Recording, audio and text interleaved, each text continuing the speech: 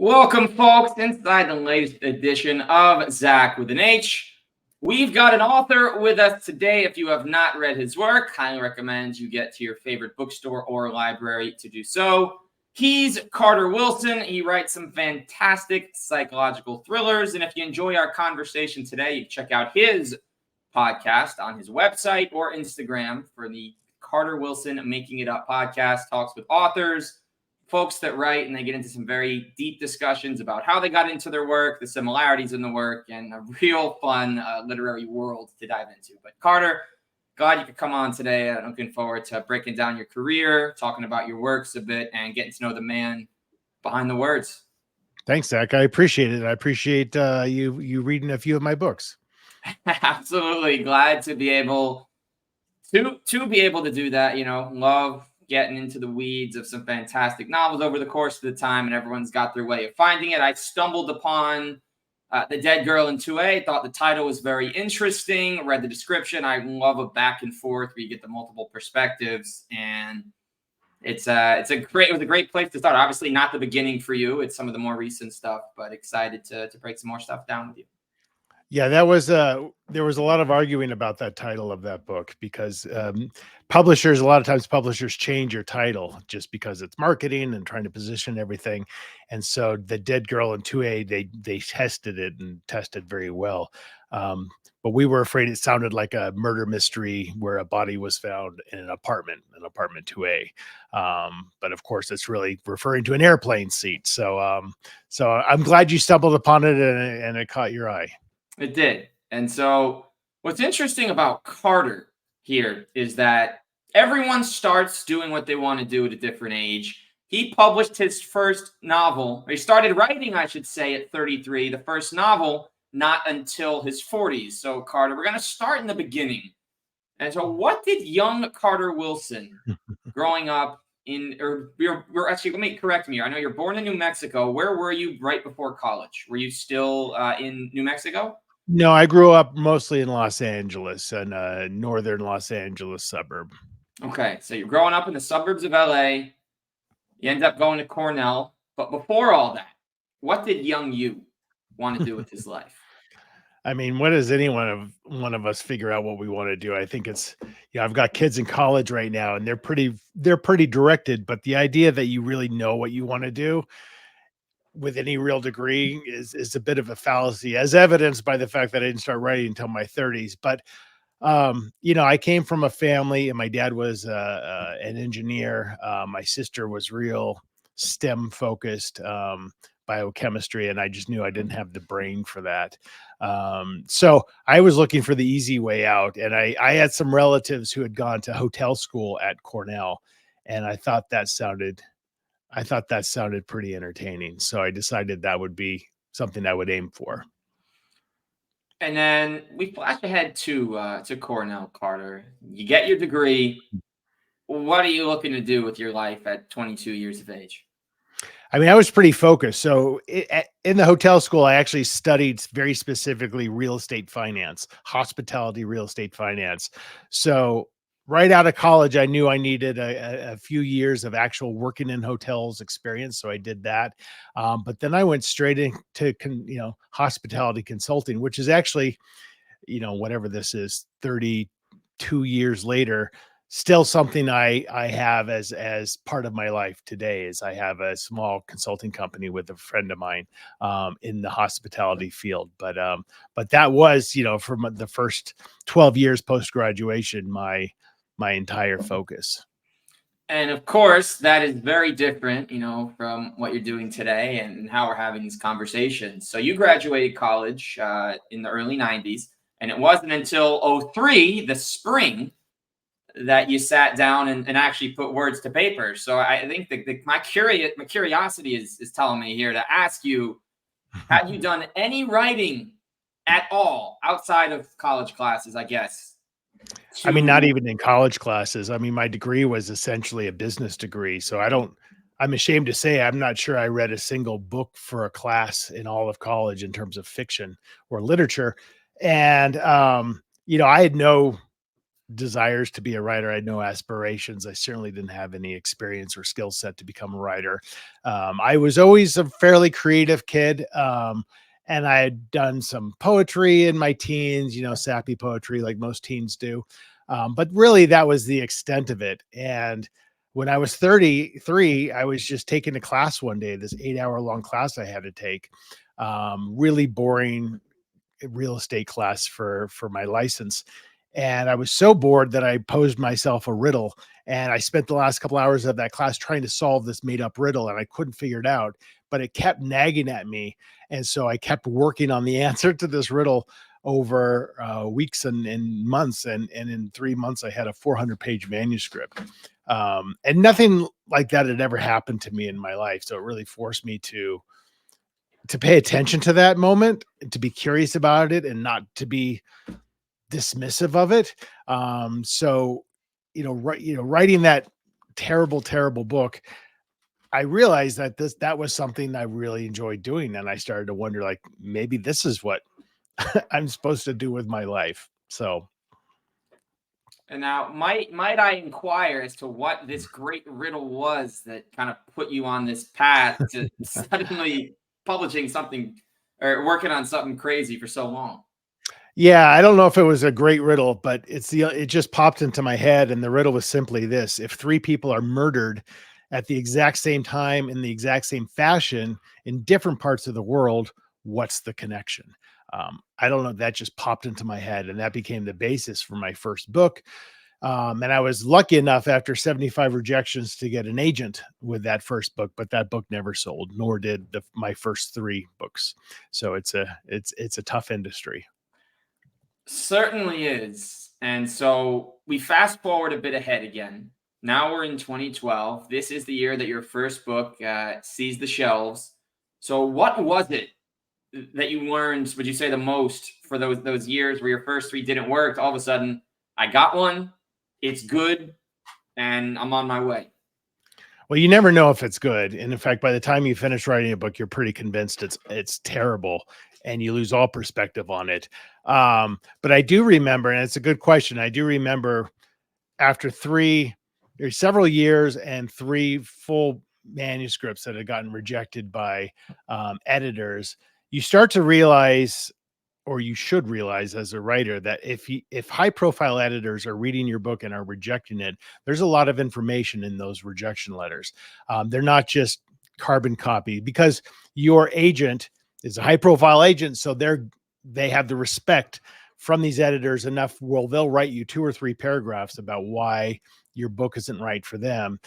And so I really learned to embrace that. I remember one of the through lines between a lot of different rejection letters was that my heroes were too weak, which was always interesting to me, because I like weak heroes. I like heroes that are everyday people, and they come against some awful set of circumstances and they tend to fail.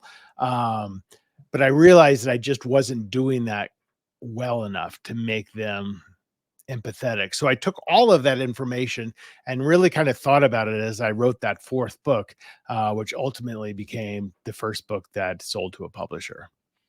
And obviously, I can't say I've read the full list of works. I've got 3. You have, I believe, your 10th book is coming out. I know, I believe in January. Is that correct? That's right. Yep. On the podcast space within, which I'm personally excited for. Because love a good murder mystery type podcast that becomes a book. But how would you say then? So me, The Father She Went to Find, the last book of yours, just finished it yesterday on my way in to the office. You're taking, and I thought this one was very cool, because I know this one you changed up how you wrote it. You had to redo it for a couple of months. Savant, somebody that is just their literary minds, their ability to understand everything at 21 because of falling down the stairs and acquiring it, I thought is very cool. And then you put her with less intelligent people, and she kind of uses the charm of knowing everything to get her way. And of course, when push came to shove in the book, no spoilers for anybody, it highly is worth a read. Do recommend it. It wasn't that really saved her. It's just being in the real world and trying to get through. So from that first book to writing Penny Bly, how would you say you've kind of maybe found your, I don't know if perfect is a word we can use, maybe your ideal hero, main character of a story? I mean, it's changed dramatically, and I never really think about my main characters being heroic. I just think of like, this is a person who I'm interested in and I want to see what they do. But I will say my writing style has totally changed. Like, I very much was writing from a third person, past tense, sometimes multiple points of view perspective, because you read books and you're like, that's how it's done. And my protagonists were always men. And then I really got tired of people I know telling me, oh, this sounds just like you. So I started writing from a female point of view. And then that transitioned into a primarily, not always, but primarily female first person present tense point of view. So it's a very limited point of view. You only know what your protagonist knows. You only see that.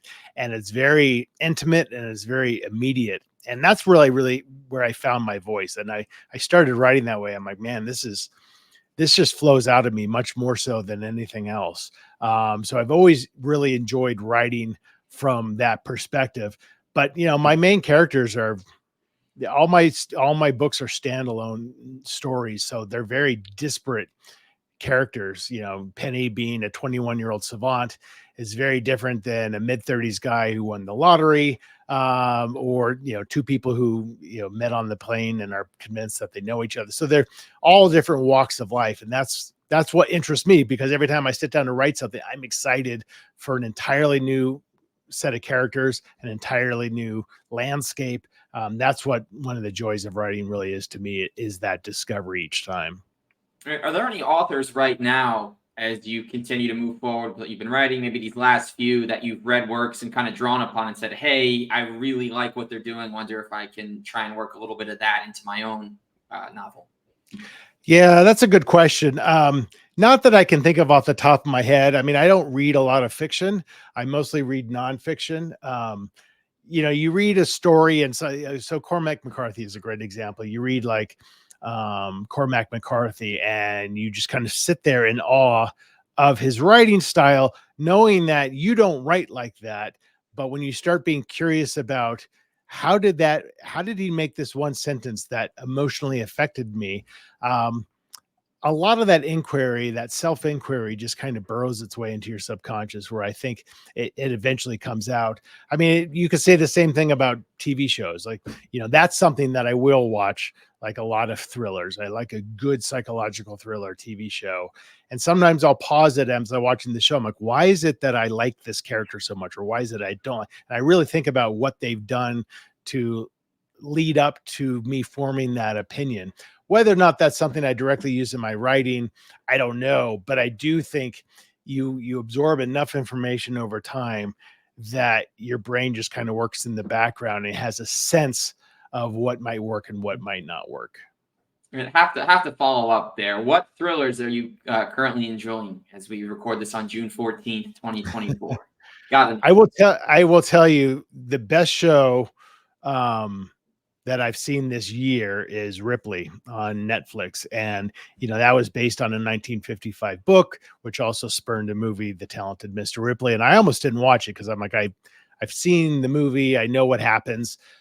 But if you want a case study in slow burn menace, and it's just visually inescapable and stunning, then I highly recommend Ripley. Okay, Ripley on Netflix. Good to know. And just kind of keeping on topic of your current books here, because we talk about the journey. You know, you're not working anywhere near writing here until you turn 33. Talking about the hotel background and real estate. You're going to publish your 10th book in January, which is enough to count on two hands. Yeah. So to go from that first story 12 years ago to now being able to count on two hands, and of course each book has its own set of challenges, its own journey, its own way getting it out into the world. It's not as easy as, ooh, when's this next book coming out? Okay, I'm going to write it here. We're going to get it out. No, because you might have to change this, you may have to change that, you got to change this around, may have to have extra work done. So how does it feel knowing that the name Carter Wilson, if you go to a bookstore and you scroll across, could almost take up an entire shelf with how much work you've got now. Even behind you, I see your books. You definitely have a whole Carter Wilson row if you spread them out. I do. And that includes all the arcs and foreign editions and stuff like that. It's pretty cool. I mean, I try to take time constantly to reflect and to be grateful about where I've come, knowing that, like, before I was 33, I couldn't even have possibly imagined where I am now. But of course, I'm always excited about what I'm working on next and wanting to produce more and wanting to do more things and collaborations and partnerships and things like that. So it's not an industry where you can easily rest on your laurels, because there's always, one of the great things I think about being a writer is, unlike many professions, is regardless of your age, the best could always be yet to come. You might have your breakout bestseller at the age 70. You just don't know. And that fuels me a lot because I'm always excited by new ideas and by as confusing and as struggle the publishing industry is and how much it changes, there's always opportunity. So I'm always excited by that. And I love that because I've been, last year I was reading the Philip Margolin series. Have you heard? Yeah, it's the Robin Lockwood Lawyer series. I think there's 8 books. He's 80. He's 80 right now, and I think he's published 6 of these or 7 of these, honestly, since COVID started. So it's very impressive when you can just keep the churning. Because I'm personally, I'm always amazed when anybody, truthfully, and I understand how tough the writing game is when you've done 10.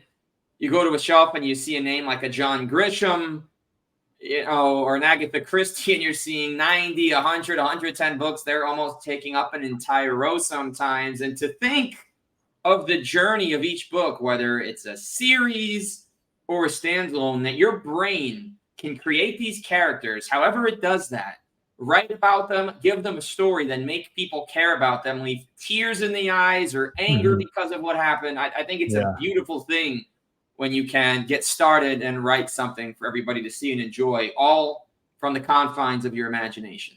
So I mean, I agree. And I appreciate that. And it is funny because you do look at somebody like John Grisham, when you see this massive body of work, or even my work with 10 novels, it's very easy to think like, oh, there's a formula that they've figured out and that lets them put out a novel per year or more. And, speaking solely for myself, man, it's hard work. And each novel is really, I'm emotionally attached to it. I go deep into a well. I don't know what's going to happen because I don't outline. I'll get emotional at the end, because it's like, it's such a struggle for me to get it done and I get attached. And then somebody's like, oh yeah, I read it in 2 days. It was a great beach read. I'm like, bitch, I cried at the end of that thing. So, but it's hard to appreciate the fact that each author, despite how many volumes they have out, really put their soul into each one of those. And then so there's no formula, but when you're getting ready to start a book, so let's say, we talk about that the podcast-based novel where it's going to be a big discovery. How do you get into that space saying, all right, this one's done. The Father She Went to Find is over. I'm on to the next. How do you kind of sit down and kind of flesh it out, start from scratch, and not bring one into the other after spending so much time on each one? Yeah, I usually start having an idea as I'm finishing up a book, maybe even halfway through a book. Like in The Father She Went to Find, the character Penny, I didn't know who she was. I just kept thinking about this woman, this very young woman, and I knew she was a savant, and that's all I knew. But I was still months away from even being able to figure her out. So I kind of told myself, if I'm still thinking about this person and I didn't write anything down, by the time I finish this book, I'll try to figure out what her story is. And that was the case. So by the time you started with the blank sheet of paper, you're excited because there's so much you don't know. But if you're curious enough, you're like, I can't wait to figure out who this person is. And I don't, again, I don't outline, so I don't have an idea about where the story is, but I usually have an idea where it's going to start. So if I write a scene, which may or may not even keep it, but if I write a scene that's just in your face, you don't know what's happening, but you're intrigued enough. So if I always think about it, if I'm watching a show and it's a pilot and I'm confused by it, but I want to know more. That's kind of what I go for with an opening scene. And then chapter 2 is a matter of then what happens. And that's when you start digging into your own empathy and thinking about, like, what would I do if this were me in this chapter 1? So it's all a complete discovery, which is what's so exciting about it. But it's also hugely daunting because you never know, is there enough here for a full story? There's got to be enough that happens to make it interesting. But I try not to overthink it because that tends to kill everything. And I think a good point you bring up was the chapter side of things, because some authors can write a 400-page book, make it 20 chapters, and hope everybody that reads it has enough time to just go through it in a couple sittings. Whereas some people might be those short session readers. They might read your book in a week, right? But they might be 20 pages here, 20 pages there. So having, again, only read a couple, I don't have the full scope of all 10 novels here. But the last couple that I have read in succession, there were 3 to 8 page chapters, and we're kind of getting through it quick and we're on to the next. So do you see a difference or a benefit from your own style to the short chapter where you're going to get 100 chapters versus the longer chapter where maybe there's 25 or 30 over the course of a book? Yeah, and everyone's different. I mean, and I think I've changed over time, and it wasn't anything that was, something that I really thought about as a marketing tool. I kind of I write for myself. I mean, that first and foremost, when I sit down, I'm like, what's going to entertain me the most? And as you're writing, and depending on what you're writing and what scene you're writing, there's a rhythm to it. You can almost hear it. It's like a metronomic kind of beat that, if it's a really tense scene, maybe that heartbeat is going faster and faster, and then you can slow down. But chapter length is the same kind of thing. Like I will tend to just stop chapters because I just feel it. Even if the next chapter just picks up right where that one left off, there's just something I've written that feels like an important ending note, even if it's just a thought or the way somebody looks at each other. And that just makes a lot of short chapters. What I found out over time is when people come up to me and have read my books, they're like, oh, you kept me up all night because I saw there was only a page left in this chapter. So I figured I would finish that. And then I saw the next chapter was only 3 pages. So I read that, and then they kept going. I'm like, oh, that's really interesting. That wasn't purposeful at all on my part, but I think that's what ends up happening when you do that. And I definitely see that as a reader, because I'll go through and depending on how much time, like, just one more chapter, just one more chapter. But all of a sudden, if the chapters are 5 pages and you have a half hour, but you say, just one more, you have the time, then why not? I do personally think, and maybe it's a bad reading habit, I'll actually, as part of my process before leaving with a book that I'm going to read, I actually check. I flip toward about 2/3 in and see what page equals what chapter. And Interesting. Right. So if page 280 is chapter 11, I'm like, all right, this is probably a great story, but because they're so loaded, you have to think about, I'm personally someone, and everyone's different. 2 to 4 days to me is the ideal time to turn around a book if your schedule allows it, because you become immersed. If it takes you a week or two, it feels like there's more happening than is. And I feel like you have a clear understanding of how much time takes place over the book, because some people also measure their days over books.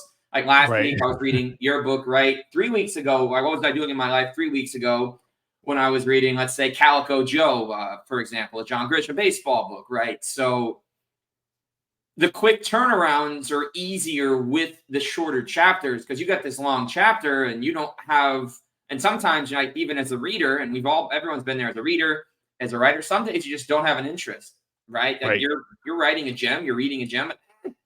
I don't have it today. So I feel like the short chapter allows the consumer to kind of pick their own reading journey and do it as they Yeah, I mean, it's interesting because, to your point, there's so many different considerations that a reader has in picking up a book, obviously from what the cover looks like, the title of the book, the back cover copy, who's blurbed it, and then looking through and seeing, like, is this fast paced? So it depends on the genre, right? Like mystery thriller, you are expecting that kind of higher octane pace. If you're reading a quote unquote, book of literary fiction, you're kind of expecting more room for it to breathe, longer descriptions, more introspection, perhaps. So you might get those longer chapters. So it's whatever you're in the mood for. But you know, we authors are competing not with each other. We're competing with your phone. We're competing with Netflix. We're competing with those precious few minutes of your day, which few people have to spare or think that they have to spare. So if it helps for people to flip through and see short chapters to buy them a book, I'm all for it. And I think the best time for the short chapter would be on the commutes. Someone has a 20-minute train ride or a 30-minute bus ride. It's like, all right, cool. We're just gonna run through. We don't have to do that awkward thing where you wait because you have 10 pages left in your chapter and you pick it up. But we're able to finish and leave off at a good spot. But yep, for sure. So as more and more books continue to hit the shelves, I don't know that there's a record rate, but it just feels every year you're getting this many new books on this week and this many on that week, with authors coming out of the woodwork of all ages, people we may have heard of. There's always those debut folks. Carter, what would your advice be for people interested in becoming published authors but are unsure how to get their journey started? Well, I have a lot of advice, which is actually why I started my own writing coaching company. But a few things. One is just absolutely write every day.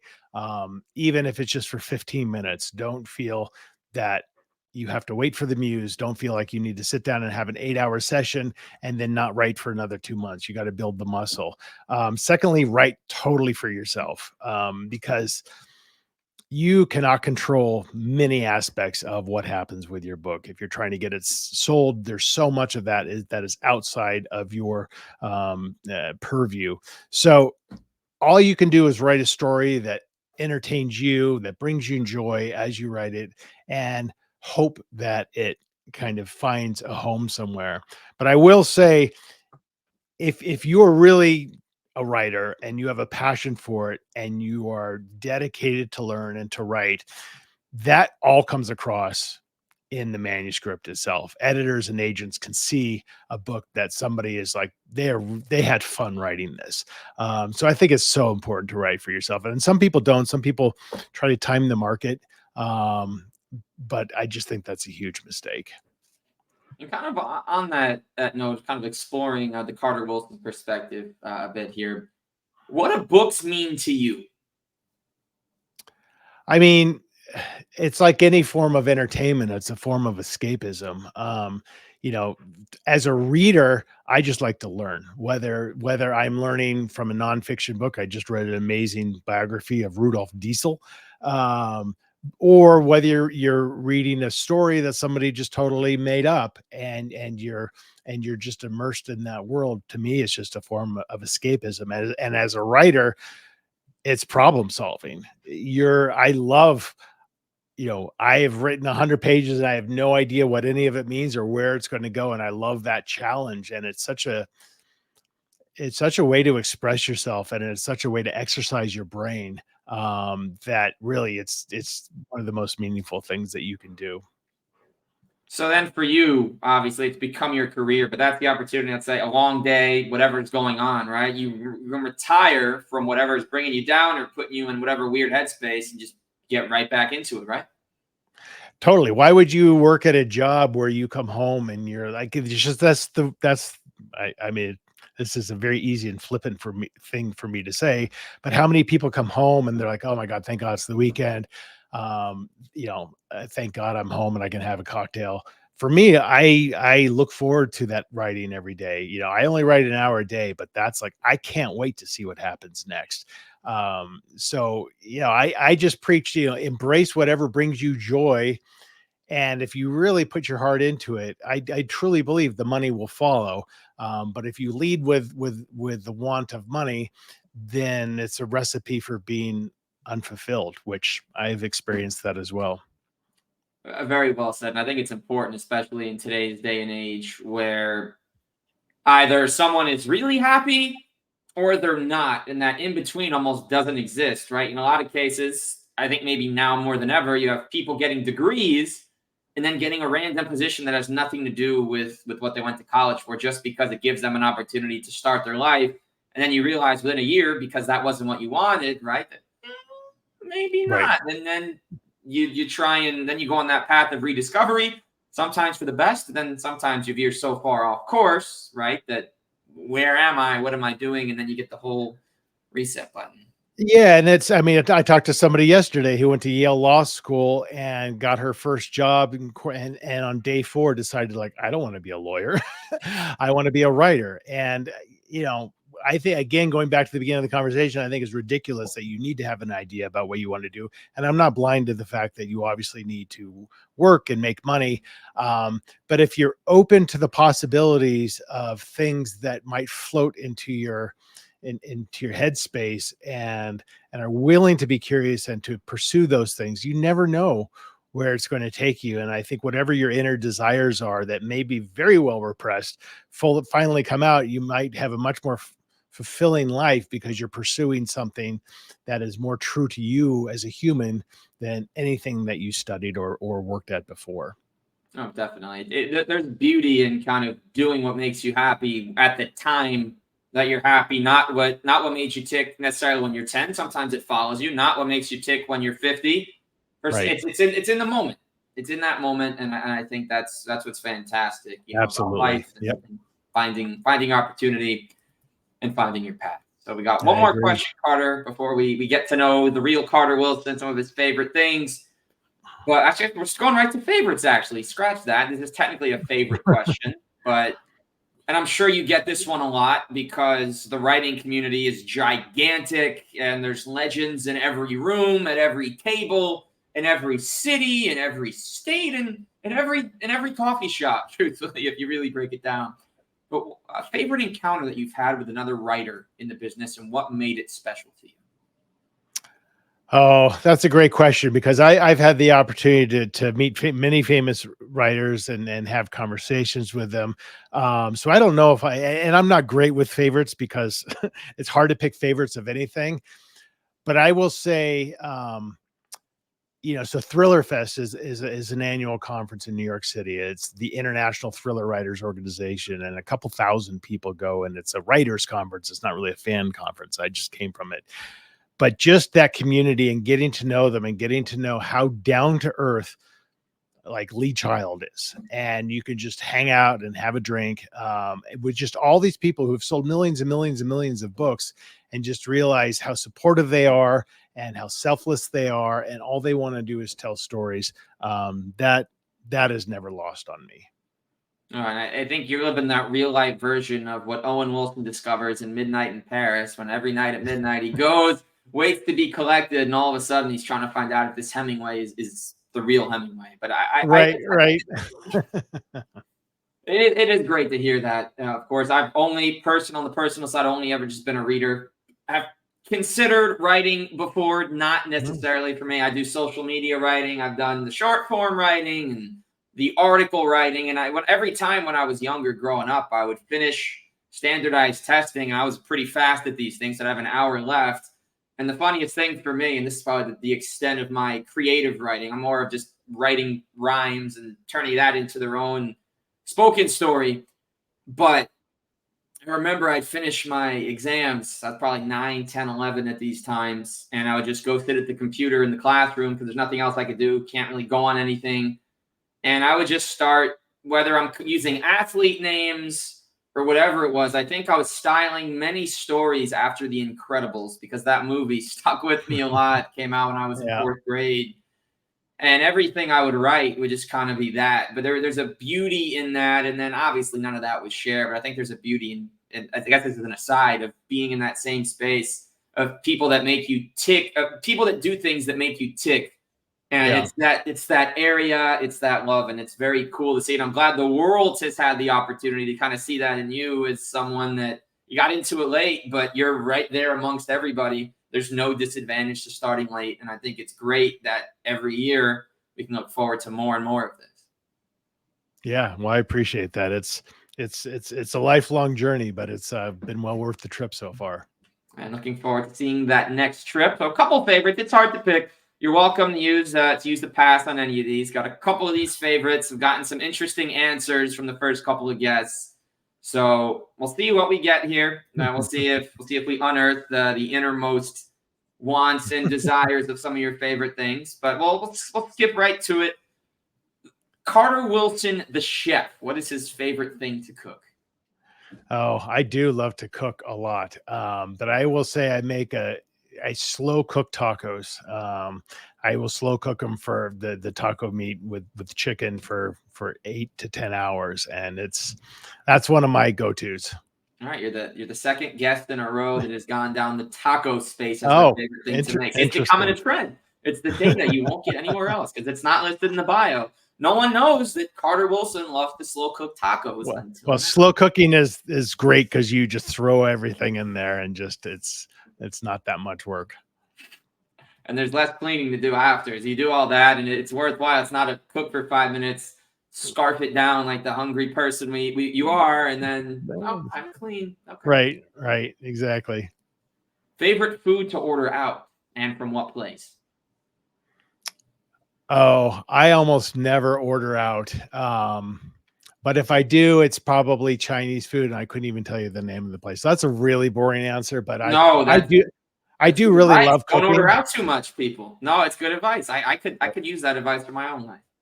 Yeah, I mean, eating out will go more often, but that's about the experience. But ordering out, I feel like I could just make this. Like, why am I spending all this money? I can make this. So it's rare that or pizza every now and then, but that's about it. All right, it's a good mindset. All right, favorite TV show of all time, just one. Now that's an interesting question because when you talk about favorites, I'm convinced that it's all a matter of who you were at the time. So as I, talked about Ripley being my favorite TV show, like right now, when I look back over my life, usually your favorite TV shows are ones that impacted you most as a kid, because that's when you're discovering television. So for example, I remember watching Get Smart. I was obsessed with Get Smart as a little kid. I mean, that show's ridiculous and doesn't hold up now, but to me, that was the greatest thing in the world. Like Get Smart and MASH, I remember watching as a kid. I would watch a lot of MASH. So I would probably put those two shows right up there. Despite all the great things that I've seen since then, I just remember being so happy as a 10-year-old watching those shows. That's a great answer because it's easy. Every show, technically, the show you're binging at the moment. Oh, that's my favorite show. I love it. I've never seen anything better. Oh my god. Oh my god. I'm late to the party, but I see what all the hype is about. And you're seeing it right there, and it's like, Right. wow. Right. What could have been better? So I like that a lot. Now, have you seen the Get Smart movie with Steve Carell, Anne Hathaway, The Rock? I didn't. I'm just like, I mean, truth be told, it's a terrible show. Like I said, it doesn't hold up at all. But it just looks so corny to me, and I had aged out of it, so I never did see it. Then what is your favorite movie? That's another tough one. Oh yeah, that's a tough one. I mean, if you think about if a movie's on that you just stop everything, like regardless how many times you've seen it, that might be like the Shawshank Redemption for me, for example. That movie, like that's as close, I think, to a perfect movie as I've ever seen in terms of just the emotional connection to what's happening. So if it's not my favorite, it's definitely top 3. And that's what put Morgan Freeman into the annals of narrating history. He made that movie, made you really feel like you're living the movie. That might have been actually the first time he narrated in a movie. He didn't even start acting until his mid-40s. So that might have been his first narration. And there's another great fact: if you're never too late to jump in and do it, Morgan Freeman. That's right. Now he's regarded as one of the best to ever do it. Right. Voice areas. All right, we got a couple more for you, and then we'll make sure that people know where they can find all of your great work. Great. Your favorite live performance, whether it's a poetry reading, an author reading, a concert, a play. Yeah. Well, if anyone's read any of my last 6 books, they'll have seen I tend to use epigraphs from the band James at the beginning of the book. And they've been around for 40 years. In fact, they just released an album that went #1 in the UK, beating out Beyonce. And I've gotten to know Tim Booth, the lead singer, over time, because I've been asking him for permission to use their lyrics.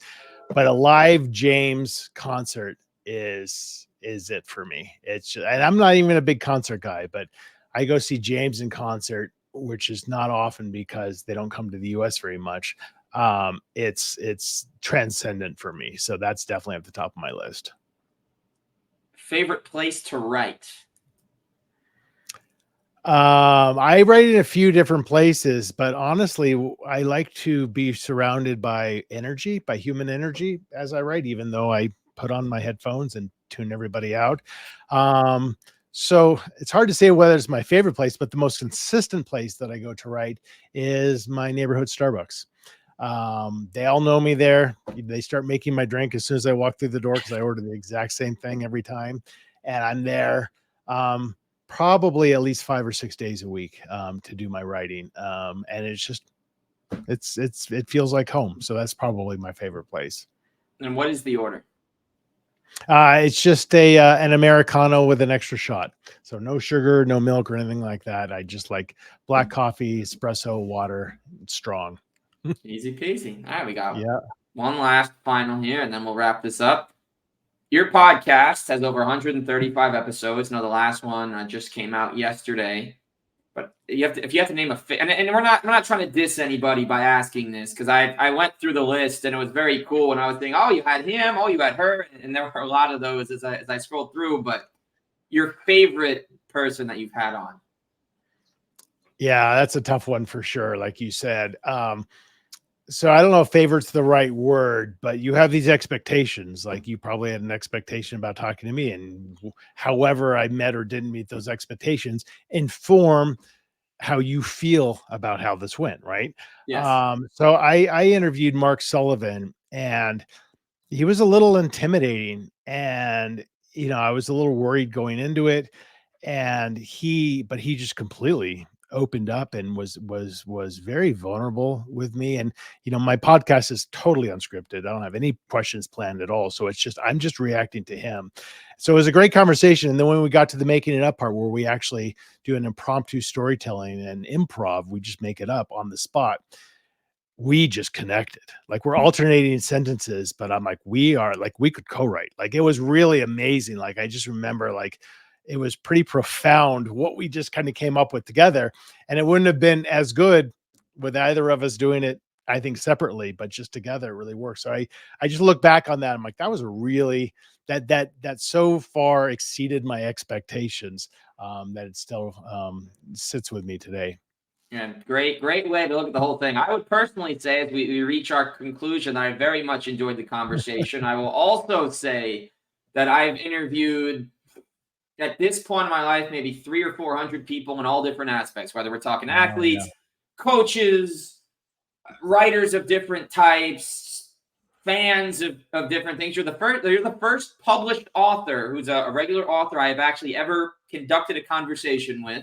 I've been back into the book. I've been reading with regularity for the last 8 years. I lost it, then I picked it up again when I was 21, and I'm probably reading 75 to 85 a year. I'm happy with the pace, able to make time. I'll say I very much enjoyed this, seeing the man behind the 800 pages I've read over the last week, and I appreciate your willingness to come on and join as the early stages of the pod. So it's been No, a lot of fun. I've enjoyed this, and thanks for having me on, and thank you for being a reader. That's a harder thing to come by these days. I mean, there's obviously a very vibrant reading community, but honestly, not that many men, and that's a smaller sample. Oh yeah. So I love when I hear from readers, and 75, 80 books a year is just it's way more than I'm reading. So my hat's off to you. You're right. You're writing part of them. You're a part of many people's lists. So I think it's with that we can smile and say, you know what, I'm doing pretty good. I'm doing pretty good. Thanks, I appreciate that. Thank you. And so, where can we find the podcast, your work, and if anyone ever wants to get in touch with Carter Wilson, what's the path to doing so? Yep. Thanks for the opportunity. My books, my appearances, my newsletter, and my podcast are all at carterwilson.com. And my coaching, my writing retreats, and my online writing courses are all at my company, unboundwriter.com. All right. Make sure to look for Carter Wilson. Zach with an H with you as always. We will see you next week.